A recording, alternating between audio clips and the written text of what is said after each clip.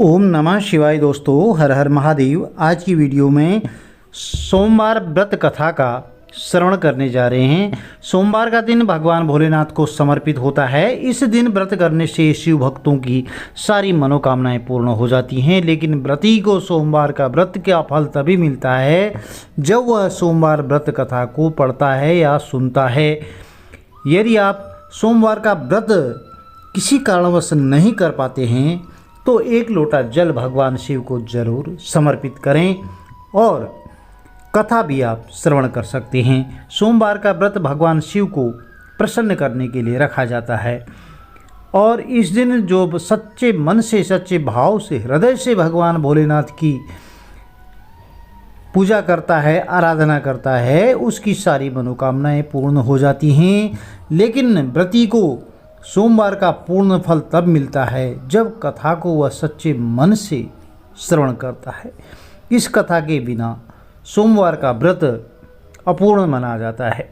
प्रिय भक्तजनों, यदि आप चैनल पर पहली बार आए हैं तो चैनल को लाइक कीजिए, शेयर कीजिए, सब्सक्राइब कीजिए, साथ में बेल आइकन अवश्य प्रेस कर दीजिए जिससे कि आने वाली वीडियोज़ की नोटिफिकेशन आपको ठीक समय पर मिलती रहे। चलिए कथा आरंभ करते हैं। बोलिए शंकर भगवान की जय, गणपति गजानन महाराज की जय, बोलिए पार्वती मैया की जय। एक समय की बात है, किसी नगर में एक धनी व्यापारी रहता था। इतना सब कुछ होने पर भी वह व्यापारी अंतर्मन से बहुत दुखी रहता था, क्योंकि उस व्यापारी का कोई पुत्र नहीं था। दिन रात उसे यही चिंता सताती थी कि पुत्र पाने की इच्छा से वह व्यापारी प्रत्येक सोमवार को भगवान शिव की पूजा किया करता था। सायंकाल को व्यापारी शिव मंदिर में जाकर के भगवान शिव के सामने घी का दीपक जलाया करता था।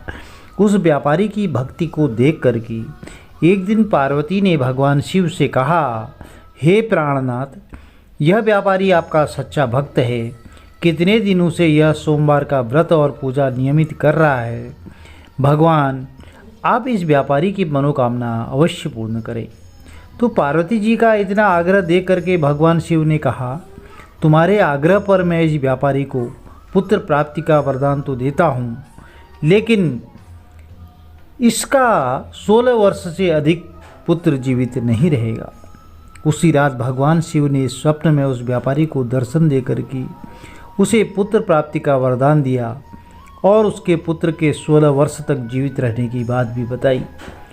तो भगवान के वरदान से व्यापारी को बहुत खुशी तो हुई, लेकिन पुत्र की अल्पायु की चिंता ने उसे अंदर से दुखी कर दिया। व्यापारी पहले की तरह ही सोमवार का विधिवत व्रत करता रहा। उसे न तो ज़्यादा प्रसन्नता हुई और ना ही बहुत ज़्यादा दुख हुआ। कुछ महीने पश्चात उसके घर में एक अति सुंदर पुत्र प्राप्त हुआ। इससे व्यापारी के घर में खुशियां भर गई। बहुत धूमधाम से पुत्र का जन्म समारोह मनाया गया।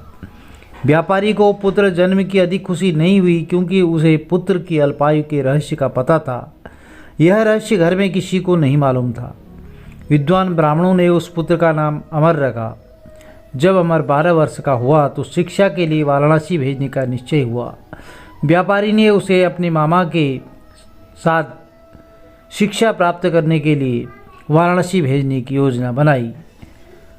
उसको अपने मामा के साथ शिक्षा प्राप्त करने के लिए भेज दिया गया। रास्ते में जहाँ भी वह बालक और उसके मामा रात्रि विश्राम के लिए रुकते थे, वहीं पर यज्ञ करते हुए और ब्राह्मणों को भोजन कराते जाते थे। बहुत लंबी यात्रा के बाद अमर और दीपचंद एक नगर में पहुँचे। उस नगर के राजा की कन्या के विवाह की खुशी में पूरे नगर को सजाया गया था। निश्चित समय पर बारात आ गई, लेकिन वह वर का पिता अपने बेटे के एक आंख से काना होने के कारण बहुत चिंतित था।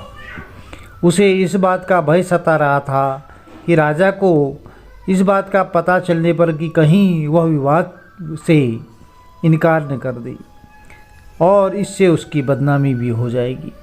तो वर के पिता ने अमर को देखा तो उसके मस्तिष्क में एक विचार आया। उसने सोचा, क्यों न इस लड़के को दूल्हा बना करके राजकुमारी से विवाह करा दूं। तो विवाह के बाद इसको धन दे करके विदा कर दूं और राजकुमारी को अपने नगर में ले जाऊंगा।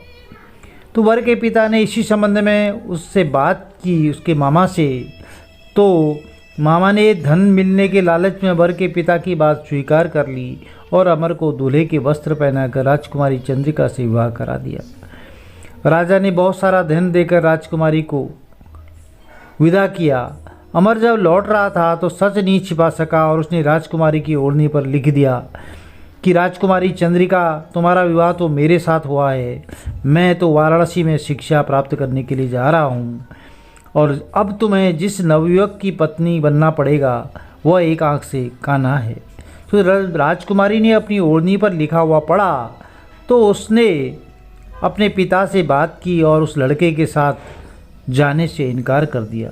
तो राजा ने सारी बातें जानकर राजकुमारी को महल में रख लिया और उधर अमर अपने मामा दीपचंद के साथ वाराणसी पहुंच गया। अमर ने गुरुकुल में पढ़ना शुरू कर दिया। अमर की आयु जब 16 वर्ष की पूरी हुई तो उसने एक यज्ञ किया। यज्ञ की प्राप्ति पर ब्राह्मणों को भोजन कराया और खूब अन्न वस्त्र दान किए।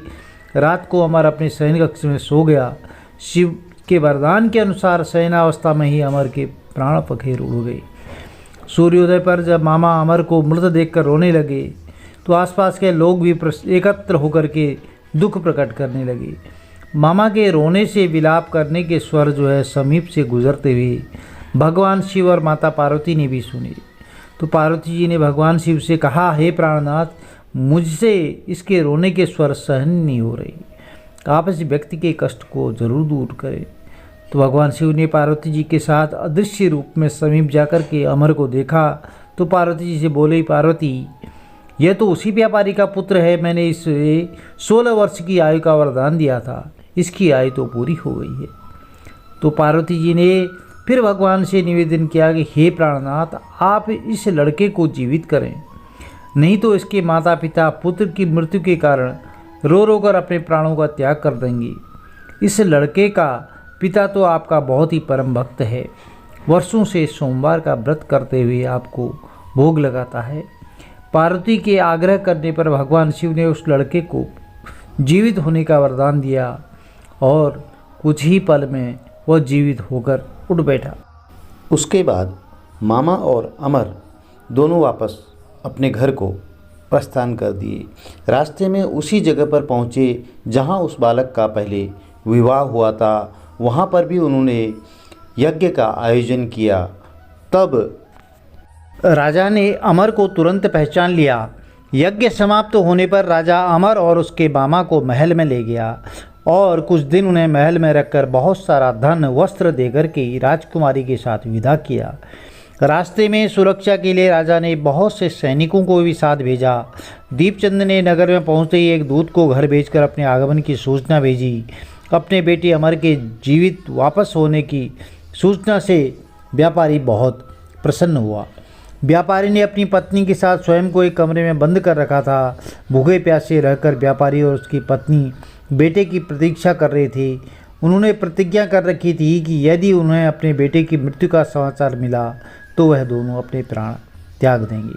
व्यापारी अपनी पत्नी और मित्रों के साथ नगर के द्वार पर पहुंचा तो अपने बेटे के विवाह का समाचार सुनकर के पुत्रवधू राजकुमारी चंद्रिका को देखकर उसकी खुशी का ठिकाना नहीं रहा। उसी रात भगवान शिव ने व्यापारी के स्वप्न में आकर कहा, हे श्रेष्ठी, मैंने तेरे सोमवार को व्रत करने और व्रत कथा सुनने से प्रसन्न होकर के तेरे पुत्र को लंबी आयु प्रदान की। और व्यापारी बहुत ही खुश हुआ। सोमवार का व्रत करने से व्यापारी के घर में खुशियाँ लौट आई। शास्त्रों में लिखा है कि जो स्त्री पुरुष सोमवार का विधिवत व्रत करते हैं और व्रत कथा सुनते हैं उनकी समस्त इच्छाएं भगवान भोलेनाथ और माता पार्वती अवश्य ही पूर्ण करती हैं। तो प्रिय भक्तजनों, यदि आपको कथा अच्छी लगी तो चैनल को लाइक कीजिए, शेयर कीजिए, सब्सक्राइब कीजिए, साथ में बेल आइकन अवश्य प्रेस कर दीजिए जिससे कि आने वाली वीडियोज़ की नोटिफिकेशन आपको ठीक समय पर मिलती रहे। भगवान भोलेनाथ और माता पार्वती का आशीर्वाद आपके कुटुंब पर, परिवार पर सदैव बना रहे। हर हर महादेव, जय माता दी। आपका दिन शुभ।